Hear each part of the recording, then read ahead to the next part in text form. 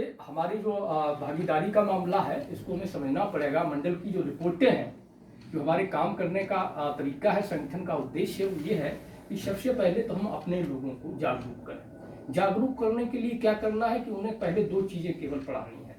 एक, आप संविधान पढ़िए, उसमें क्या है आपके अधिकार।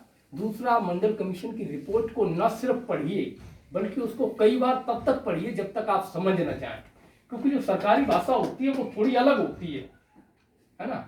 जो सरकारी भाषा होती है वो हर किसी को समझ में नहीं आती, तो उसको आप जब तक पढ़िए जब तक आप समझ नहीं जाते। और अगर आपको समझ में नहीं आता है तो किसी अन्य जो साथी हैं उनसे आप राय विचार करिए, विमर्श करिए, या किसी से फोन से संपर्क कर सकते हैं, उससे जानकारी लीजिए। तो ये तो हो गया रिजर्वेशन का, जो मंडल कमीशन की बातें हैं।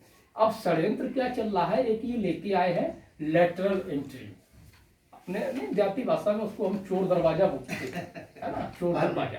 तो पहले क्या होता था, जो आईएएस होते थे वो प्रमोट होते होते 5 से 10-15 साल तक लगातार अनुभव लेके विभिन्न पदों का, तब जाके कि कहीं वो सचिव बनते थे, है ना।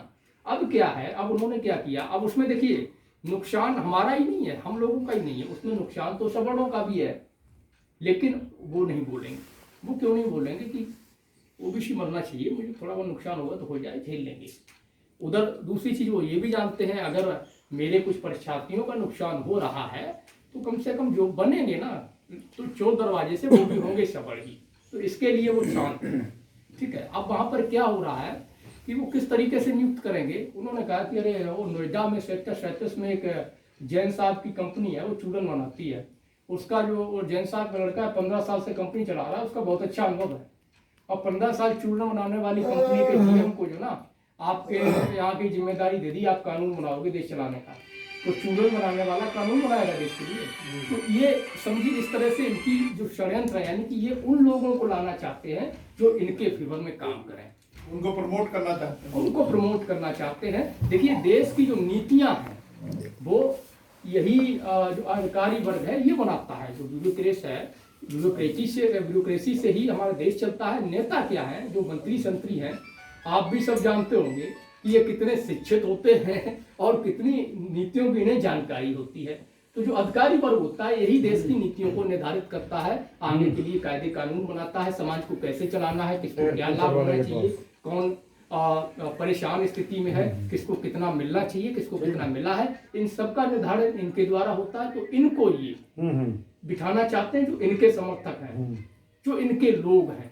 तो इस लेटरल एंट्री का हमें विरोध करना पड़ेगा। अगर हम विरोध नहीं करते हैं तो फिर हमारे बच्चे जो मुखर्जी नगर में 5-5 10 साल मेहनत करते हैं और हम सपना देखते हैं कि हमारा बच्चा जो है IAS IPCS बनेगा, कलेक्टर बनेगा, DM बनेगा, तो फिर मैं उसके लिए एक सलाह यही देना चाहूंगा कि फिर आपको कहना चाहिए कि कोचिंग बंद कर दो और बेटा ऐसा करो, नाम के पीछे लिख ही लो सीधा फलाने सिंह IPS। ठीक है, तो कम से कम सपना नहीं टूटेगा, भले ही झूठा इससे। वैसे तो बनने से रहे, क्योंकि लेटरल एंट्री आ गई है, आप विरोध करेंगे नहीं तो, है ना। दूसरा विषय क्या है, जो कॉलेजियम का कहा, कॉलेजियम का जो विषय है, कॉलेजियम क्या है, ये एक तरह की संस्था है, लिमिटेड संस्था है। इसमें क्या होता है, जज के द्वारा जज की नियुक्ति की जाती है। और जज की नियुक्ति भी कैसे की जाती है, एक जो जज होता है वो दूसरे जज के रिश्तेदार को या अपने ही भाई को, अपने बेटे को, अपने भतीजे को, हो सकता है अपनी साली को या अपनी क्या नाम बेटे की सास को, ऐसे बहुत से मामले आए हैं, है ना। तो उनको ही वो प्रमोट करता है कि इसको जज बनाया जाए। अब होता क्या है, ये 5-7 सदस्यों की कमेटी होती है जजों की, वो कुछ नाम भेजते हैं सरकार को, कुछ नाम भेजते हैं। तो पहली बार अगर सरकार वापस कर देती है तो फिर अगर इन्होंने दोबारा ही वही नाम भेज दिए तो फिर अगली बार सरकार को उस पर फाइनल मोहर देनी पड़ती है, यानी कि उनको नियुक्ति देनी पड़ती है। तो कॉलेजियम सिस्टम को खत्म करके जिस तरह से ये एग्जाम IAS वगैरह के होते हैं, IPCS के एग्जाम होते हैं, तो हमें उस सिस्टम की मांग करनी पड़ेगी, ताकि इनका जो एक कब्जा है, यहाँ पर कुछ जाति का भी नहीं, यहाँ पर कुछ घरों का कब्जा है न्यायपालिका पर। और न्यायपालिका में जब तक हमारे लोग नहीं होंगे तब तक न्याय हमारे साथ नहीं होगा।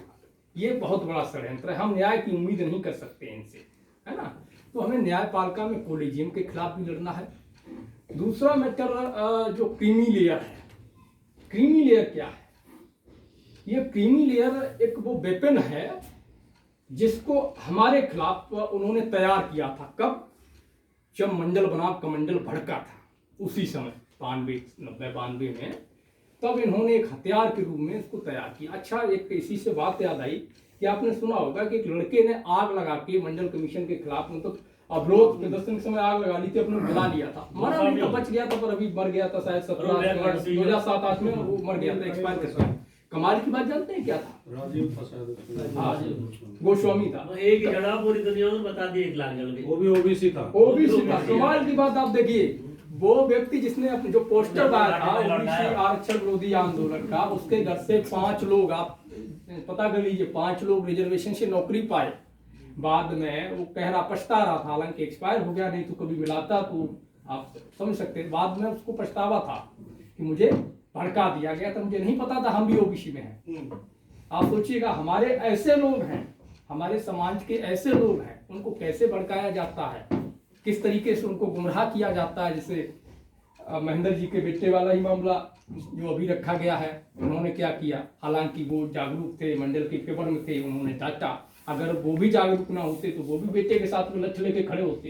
अरे कल्याण सिंह रोमा भी बहन के। हाँ नहीं, वो तो खैर उनके फेवर के ही लोग थे, है ना।